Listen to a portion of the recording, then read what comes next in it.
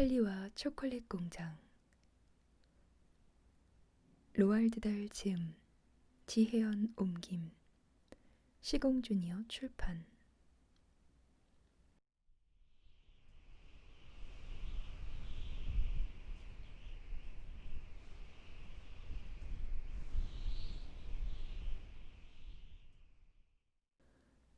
굶주림을 겪기 시작하는 찰리네 가족.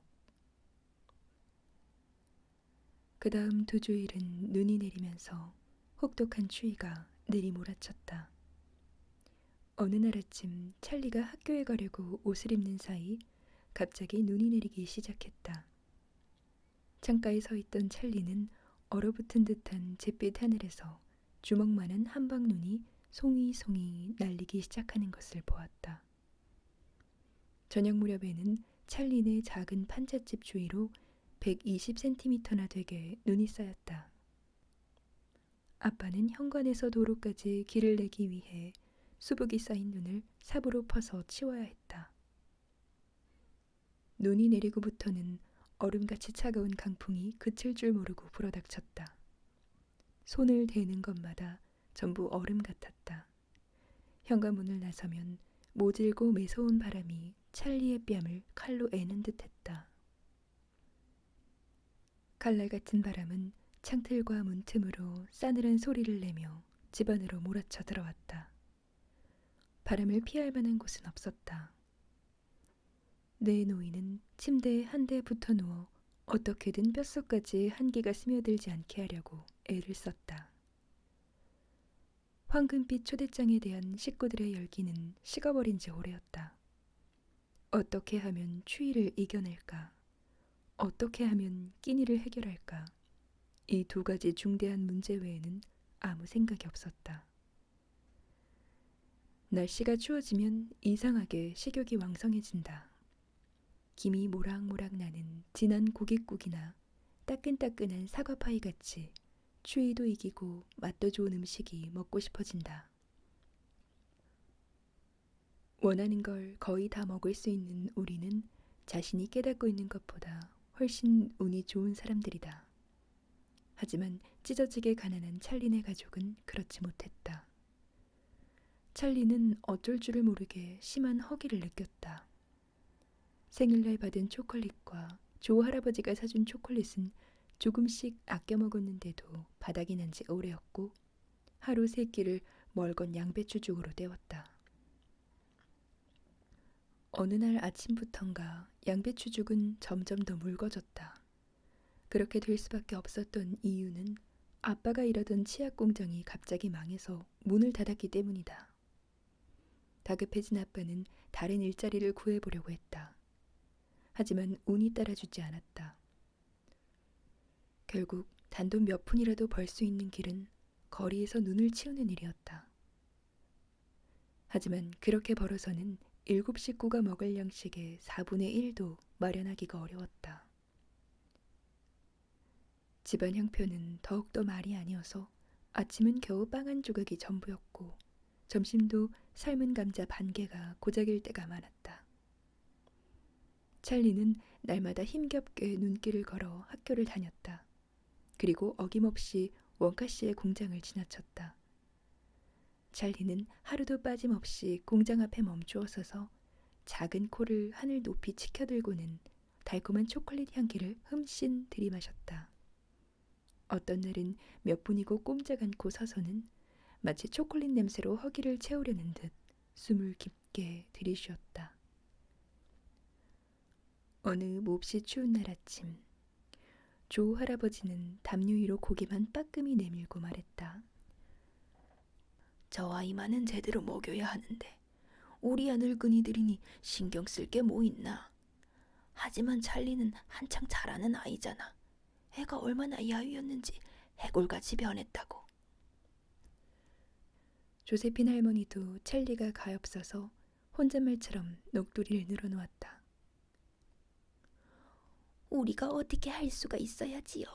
우리 몫은 절대 받지도 않으니 말이에요. 오늘 아침에도 제 애미가 빵을 찰리 접시에 슬쩍 밀어주었지만 손도 대지 않더라고요. 결국 애미가 다시 돌려받았잖아요. 조지의 할아버지도 한마디 했다. 정말 착한 아이야. 그래서 너 이렇게 키우면 안 되는데. 모진 추위는 계속되었다. 찰리는 날마다 조금씩 야위어 갔다.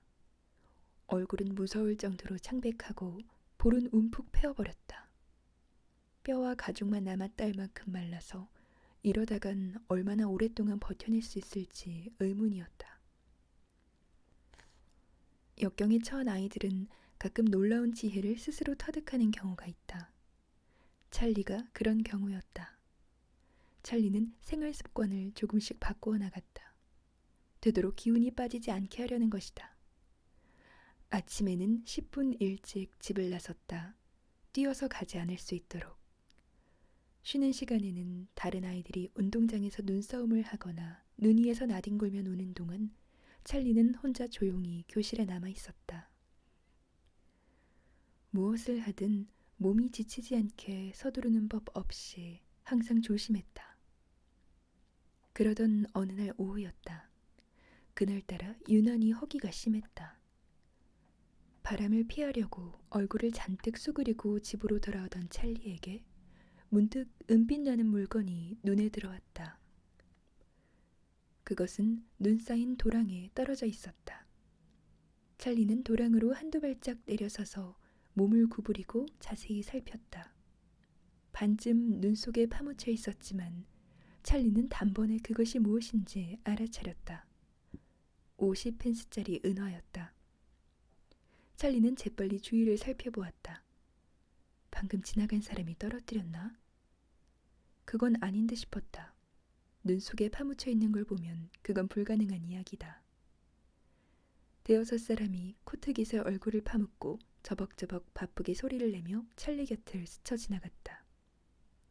하지만 돈을 찾고 있는 사람은 아무도 없었다. 도랑에 쭈그리고 앉은 어린아이를 눈여겨보는 사람도 없었다. 그렇다면 찰리의 차지가 될까? 이 50펜스짜리 은화가? 가져도 될까? 찰리는 조심스레 눈을 헤치고 동전을 파냈다.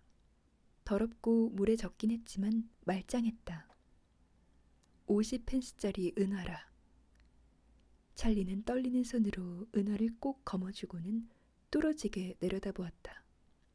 그 순간 찰리 머릿속에 스치는 건 단 한 가지였다. 그건 먹을 것이었다. 찰리는 반사적으로 몸을 돌려 바로 옆에 있는 가게로 향했다. 10발자국도 되지 않았다. 신문에서부터 문구, 사탕, 담배까지 온갖 종류의 물건을 파는 구멍가게였다. 어떻게 할까? 찰리는 혼자 중얼거렸다. 맛있는 초콜릿을 하나만 사서 남김없이 다 먹어야지. 그리고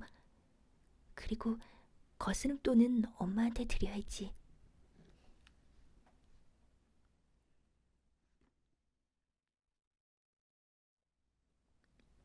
기적이 일어나다. 가게에 들어선 찰리는 축축한 50펜스짜리 은화를 계산대에 놓으며 말했다. 놀라운 맛 입안의 기쁨 원카이 퍼지멜로 하나 주세요. 찰리는 생일날 맛있게 먹었던 초콜릿이 생각났다. 계산대 뒤에 서 있는 주인은 무척 살이 찐 아저씨였다.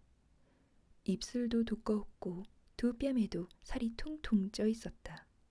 또 목은 얼마나 굵은지 살이 칼라유로 붉어져 나와서 마치 튜브를 끼고 있는 듯했다. 주인 아저씨는 뒤편에 있던 초콜릿을 꺼내서 찰리에게 건네주었다.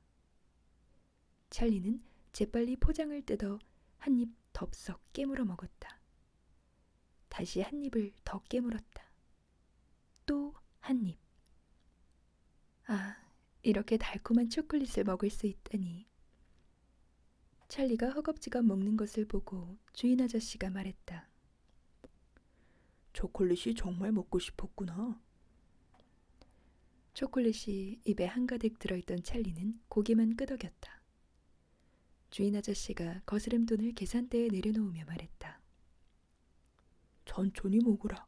씹지도 않고 그렇게 삼키다 배탈 날라. 찰리는 걸신 들린 듯 초콜릿을 먹어치웠다. 30초도 못 되어 마파람에 개눈 감추듯 초콜릿 한 개가 목구멍 속으로 사라져버렸다. 하도 급히 삼켜 숨이 찰 지경이었지만 믿을 수 없을 정도로 행복했다. 찰리는 거스름돈을 집어들려고 손을 내밀다가 그대로 멈추었다. 계산대에 놓여있는 은화가 눈앞에서 반짝거렸다. 5페니 동전들이다. 모두 9개나 되었다. 9개 중에 하나를 더 써도 괜찮지 않을까? 찰리는 기어들어가는 목소리로 말했다. 저 초콜릿 하나만 더 주세요. 아까와 똑같은 걸로요. 뚱뚱보 주인이 대답했다. 그러렴. 그러더니 놀라운 맛 입안의 기쁨 원카의 퍼지멜로를 하나 더 꺼내서는 계산대 위에 놓았다. 찰리는 초콜릿을 집어들고는 포장을 찢었다. 그런데 포장지 밑에 금빛이... 찰리는 심장이 멎어버리는 것 같았다. 갑자기 뚱뚱보 주인이 공중으로 펄쩍 뛰어오르며 소리를 질렀다. 황금빛 초대장이다. 내가 황금빛 초대장을 찾았구나. 그 마지막 초대장을 찾았어. 여기들 봐요. 믿어줘요?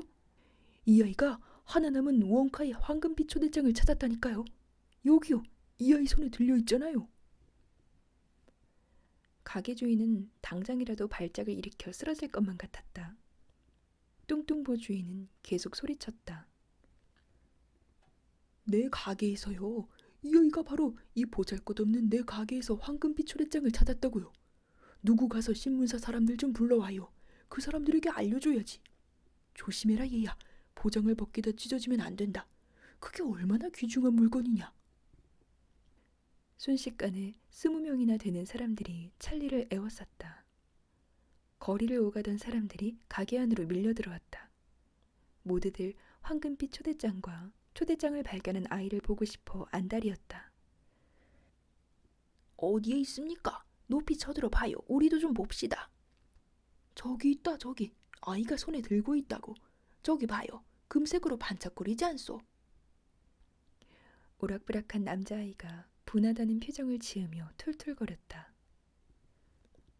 쟨 어떻게 찾았대요? 좀 가르쳐주라고 해요. 나도 몇 주일 동안 초콜릿만 샀는데. 또 다른 아이는 부럽다는 듯이 말했다. 공짜로 선물도 받잖아요. 평생 먹을 초콜릿과 사탕을 받게 되다니. 어떤 여자아이는 깔깔 웃어대며 말했다.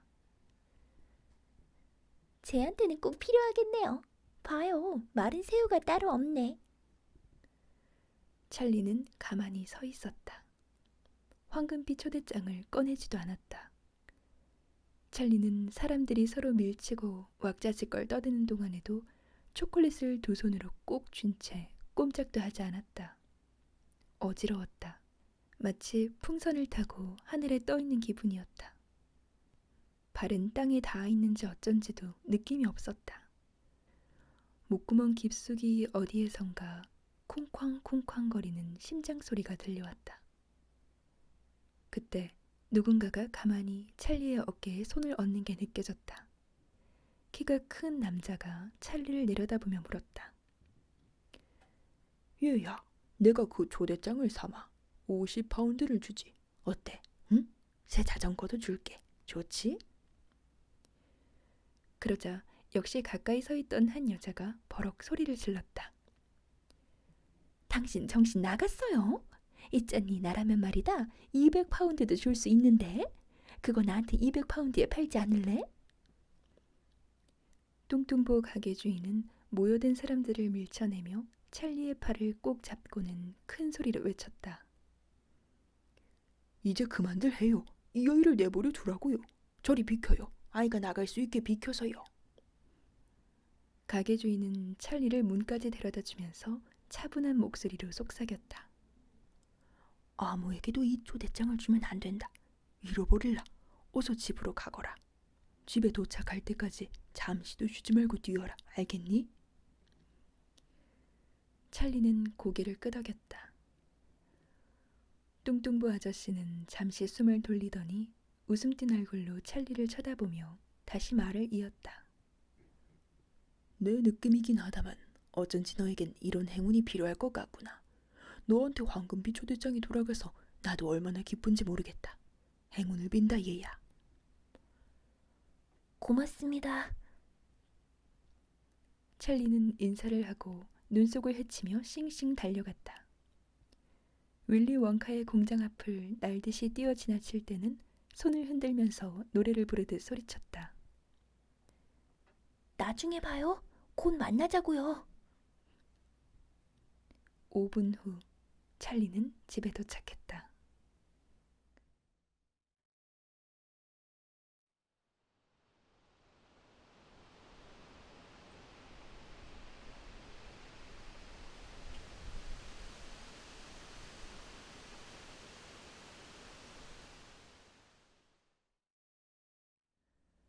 초콜릿빵. 아주 중요한 방입니다. 원카 씨는 주머니에서 열쇠 꾸러미를 꺼내 그중 하나를 열쇠 구멍에 쏙 끼워 넣으며 말했다. 이 방으로 말할 것 같으면 공장 전체를 지휘하는 심장부라고 할 수 있습니다. 얼마나 아름다운지 보십시오. 누가 뭐래도 우리 공장의 방들은 아름다워야 한다. 저는 이 점을 누누이 강조하죠. 주 한 꼴은 제 자신이 견딜 수가 없으니까요. 자, 그럼 들어갑니다. 어린이 여러분은 각별히 주의하세요. 정신을 똑바로 차리고 너무 흥분하면 안 됩니다. 침착합시다. 원카 씨가 문을 열었다. 5명의 아이들과 9명의 어른들은 누가 떠밀기라도 하듯 한꺼번에 밀치며 들어갔다. 아, 세상에 이렇게 장엄할 수가. 방문객들은 아름다운 계곡을 내려다보고 있었다. 계곡 양쪽으로는 초록빛 초원이 펼쳐져 있었고 계곡 사이로 갈색의 강이 거대한 줄기를 이루며 흘러가고 있었다. 무엇보다도 강 허리 쪽에 있는 폭포는 가희장관이었다. 가파른 절벽에 다다른 강줄기는 한 덩어리로 굽이치다가 아래로 쏟아져 내렸다. 쏟아내린 물줄기는 펄펄 끓는 듯 거품과 물보라를 일으키며 엄청난 소용돌이를 만들었다. 그 중에서도 제일 볼만한 광경은 높은 천장 어디에선가부터 강물 속으로 내려뜨려져 있는 수많은 유리 파이프였다. 그야말로 엄청나게 크고 굵은 파이프가 적어도 12개는 되는 듯 싶었다. 유리 파이프는 갈색의 걸쭉한 강물을 빨아올려서는 어디론가 보내고 있었다. 유리 밖으로 거품을 일으키며 파이프를 통과하는 액체가 훤히 들여다 보였다. 시원하게 울려 퍼지는 폭포 소리 사이로 쭉쭉쭉 유리 파이프가 끊임없이 강물을 빨아올리는 소리가 들려왔다.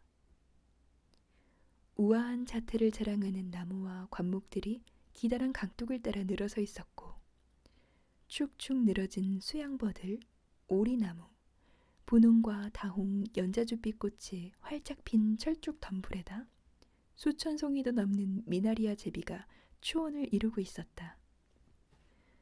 원카 씨는 껑충껑충 뛰어다니며 금장식이 달린 지팡이로 거대한 갈색강을 가리키며 소리쳤다. 저깁니다. 전부 초콜릿이죠. 광물 한 방울 한 방울이 모두 최고의 품질을 자랑하는 초콜릿을 따끈하게 녹여 만든 거예요.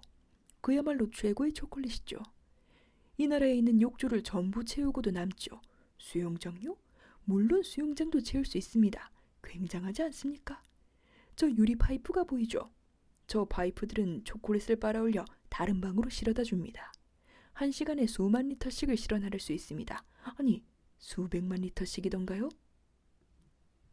방문객들은 넋이나가 할 말을 잊었다. 기가 막히고 어안이 벙벙하고 어찔어찔하니 도무지 정신을 차릴 수가 없었다.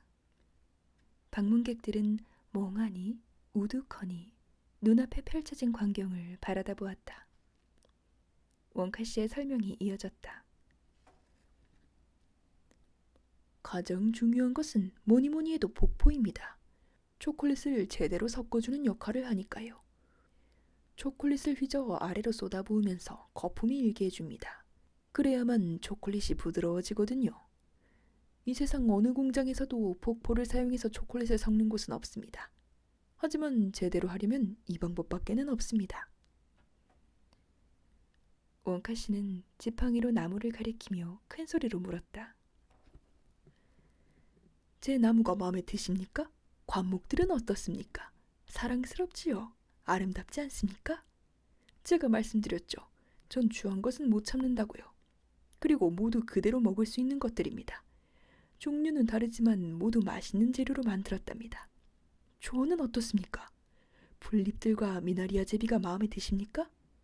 어린이 여러분, 여러분이 지금 서 있는 풀밭은 얼마 전에 고안해낸 폭신한 박하설탕으로 만든 신제품입니다. 전 스워지라고 부르죠. 이파리를 하나 꺾어 맛보세요. 혀에 착 달라붙을걸요. 원카 씨의 말이 끝나기가 무섭게 모두들 이파리를 하나씩 꺾어들었다. 아우구스투스는 한 주먹을 꺾어들었다. 바이올렛은 이파리를 맛보기 전에 세계 기록에 도전하려고 씹고 있던 껌을 뱉어 조심스럽게 귀 뒤에다 붙여두었다. 찰리가 속삭였다. 굉장하지 않아요? 맛도 굉장하죠, 할아버지? 조 할아버지도 싱글거리며 대답했다. 이런 맛이라면 풀밭을 몽땅 먹어 치울 수도 있겠어. 소처럼 내 발로 어슬렁어슬렁 기어다니며 초원에 난 풀을 몽땅. 원카 씨는 큰 소리로 외쳤다. 미나리아 제비도 한번 먹어보세요. 맛이 더 좋습니다. 누군가 흥분해서 날카롭게 비명을 질렀다. 버루카 솔트였다. 버루카는 호들갑을 떨면서 강 건너편을 가리켰다. 저기 보세요. 저게 뭐죠? 움직여요. 난쟁이에요. 폭포 아래쪽에 말이에요. 모두들 미나리아 제비를 따다 말고 강 건너편을 바라다 보았다. 찰리도 소리쳤다. 정말이에요, 할아버지. 난쟁이에요. 보이세요?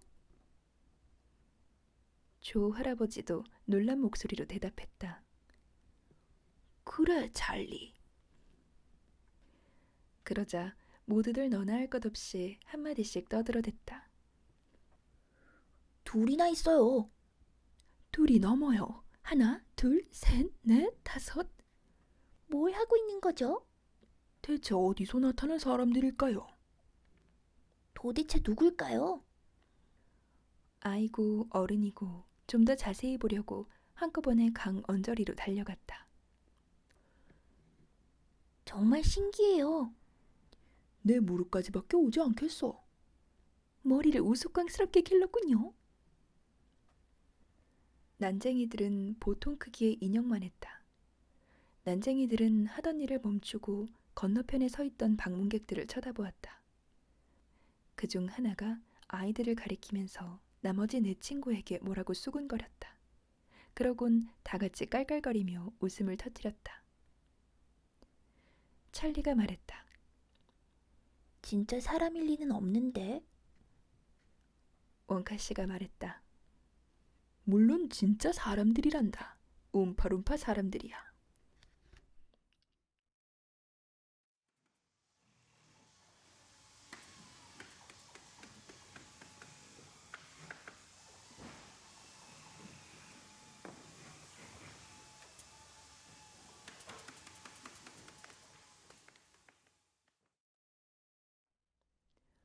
중앙 통로를 따라 원카 씨는 한숨을 지으며 말했다. 두 말썽꾸러기가 중도에서 탈락해버렸군요. 이제 얌전한 친구 3명만 남았네요. 일행을 더 잃어버리기 전에 서둘러 이 방에서 나가는 게 좋겠어요. 찰리 버켓은 걱정이 되어 원카 씨에게 물었다. 아저씨, 바이올릿이 전처럼 괜찮아질까요? 아니면 앞으로도 늘 블루베리 열매 같은 모습으로 살아가야 하나요? 원카 씨는 단호한 어조로 대답했다. 움파룸파 사람들이 얼른 과즙을 짜낼 거다. 즙저는 기계에 집어넣어서. 그럼 젓가락처럼 날씬해지겠지. 하지만 피부색은요? 퍼렇게 남아있게 되나요? 보라색이라고 해야겠지. 머리부터 발끝까지. 하지만 사실은 그건 너무나 오랫동안 그 몹쓸 것만 씹어댔기 때문이야. 마이크 TV가 끼어들며 물었다. 껌을 그렇게 못마땅하게 생각하면서 아저씨 공장에서 껌을 만드는 이유는 뭐예요? 그렇게 쫑알쫑알거리지 좀 말았으면 좋겠다. 뭐라고 떠드는지 알아들을 수가 없으니 원. 자, 갑시다. 서둘러요. 원카 씨는 신제품 고안실을 다름질하듯 가로질러 가더니 빽빽이 설치되어 있던 파이프와 난로 때문에 눈에 띄지 않았던 작은 문을 통해 방을 빠져나갔다. 남아있던 버르카 솔트, 마이크 TV, 찰리 버켓과 5명의 어른들도 원카 씨 뒤를 쫓아갔다. 찰리 일행은 다시 분홍색의 기다란 복도로 나왔다. 복도는 다시 여러 갈래의 통로로 갈라져 있었다. 원카 씨는 거의 달리다시피 왼쪽으로 돌았다. 그러더니 다시 오른쪽으로 돌았다. 또 한 번 오른쪽으로 방향을 틀더니 그 다음엔 왼쪽으로 꺾어졌다. 조 할아버지는 걱정이 되는지 찰리에게 단단히 일렀다. 이 하레비 손을 꼭 잡아라, 찰리. 여기서 길을 잃으면 이만저만한 낭패가 아니겠어. 원카 씨는 일행을 재촉했다. 빨리요.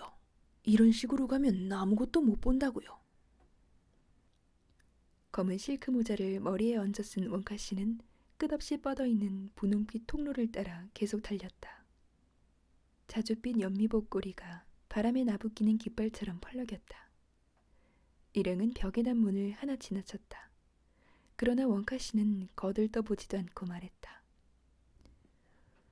들어가 볼 시간이 없어요. 계속 갑시다. 일행은 또 다른 문 앞을 지나쳤다. 얼마 있다 문이 또 나왔지만 역시 지나쳤다. 복도를 따라 20발자국마다 문이 하나씩 나 있었다. 어떤 방에서는 철컥철컥거리는 소리가 들리고 어떤 방에서는 열쇠 구멍을 통해 달콤한 냄새가 풍겨나오기도 했다. 문 아래 틈새로 색깔 있는 수증기가 씩씩 빠져나오고 있는 방도 있었다. 원카 씨와 보조를 맞추느라 조 할아버지와 찰리는 반은 달리고 반은 걸었다. 그 바쁜 중에도 찰리는 방방마다 써붙인 글자들을 읽을 수 있었다. 마시멜로 베개, 먹을 수 있음. 원카 씨는 달려가며 설명을 해주었다. 마시멜로 베개는 놀라운 제품이죠. 가게에 내놓으면 날개도 진듯 팔려나갈 겁니다. 들어가 볼 시간은 없네요. 다음 문에는 이렇게 쓰여 있었다. 핥아먹는 벽지, 유화방용. 여기도 후닥닥 지나치며 원카 씨는 설명만 해주었다. 핥아먹는 벽지예요. 온갖 과일 그림이 그려져 있거든요. 바나나, 사과, 오렌지, 포도, 파인애플, 딸기, 킁킁 딸기. 의아해진 마이크 TV가 물었다. 킁킁 딸기라니요? 원카 씨가 버럭 소리를 질렀다. 끼어들지 좀 말아라. 바나나 그림을 핥아먹으면 바나나 맛이 나고 딸기 그림을 핥으면 딸기 맛이 나요. 그리고 킁킁 딸기를 핥아먹으면 킁킁 딸기와 똑같은 맛이. 마이크 TV가 또 끼어들었다. 킁킁 딸기가 어떤 맛인데요? 원카 씨는 귀찮다는 듯 대꾸했다. 또 우물우물. 다음부터는 좀 크게 말해. 자, 갑시다. 그 다음 방에는 이렇게 쓰여 있었다. 따끈한 아이스크림, 추운 날씨용. 원카 씨는 뛰어가며 말했다. 겨울에 대단히 요긴한 제품이죠. 사방이 꽁꽁 얼어붙는 한겨울에도 이 따끈한 아이스크림만 먹으면 몸이 후끈해집니다. 따끈한 음료수에 넣어 먹는 따끈한 얼음도 만들고 있죠. 따끈한 얼음은 따끈한 음료수를 더욱 따끈하게 해줍니다. 그 다음 방에는 이렇게 쓰여 있었다. 초코 우유를 짜는 젖소. 원카 씨는 큰 소리로 말했다. 아, 사랑스러운 젖소들. 제가 무척 아끼는 놈들이죠. 버루카 솔트가 물었다. 왜 이렇게 근사한 방을 그냥 지나쳐야 하죠? 원카 씨는 버럭 소리를 질렀다. 자물성이 없구나. 때가 되면 다 보게 될 거야. 다음 방에는 또 이렇게 쓰여 있었다. 붕붕 주스. 원카 씨는 또 흥분해서 큰 소리로 말했다. 이걸 마시면 뱃속에 공기방울이 차게 되는데 그 공기방울에는 독특한 가스가 들어있답니다. 그래서 이걸 마시면 여러분의 몸이 바닥에서 천장으로 붕 뜰 겁니다. 붕붕요. 꼬마 찰리가 물었다. 다시 바닥으로 내려오려면 어떻게 해야 하죠? 원카 씨가 대답했다. 그야 당연히 드림을 해야지. 무리하다 싶을 정도로 요란하게. 드림을 하면 가스가 빠져나가서 아래로 내려오게 되거든. 그러니까 바깥에서 마시면 안 되겠지. 언젠가 한 움파lum파 사람이 뒷마당에서 이 붕붕 주스를 마셨는데 끝도 없이 올라가더니 사라져버렸어. 어찌나 안타깝던지. 넌 그 사람을 다시는 보지 못했단다.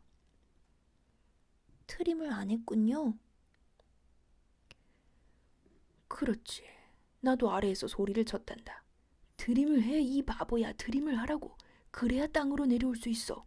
하고 말이다. 하지만 시키는 대로 하질 않더구나. 안 한 건지 못 한 건지 지금도 난 이해할 수가 없어. 너무나 예의가 깍듯했나 봐. 지금쯤 달에 가 있을지도 모를 일이지. 그 다음 방에는 이렇게 쓰여 있었다. 빙그르르 돌아가는 네모 사탕. 원카 씨는 갑자기 미끄러지듯 멈추어 서며 말했다. 잠깐만요. 제가 자랑하고 싶은 제품이 있는데 바로 빙그르르 돌아가는 네모 사탕이에요. 들여다봅시다.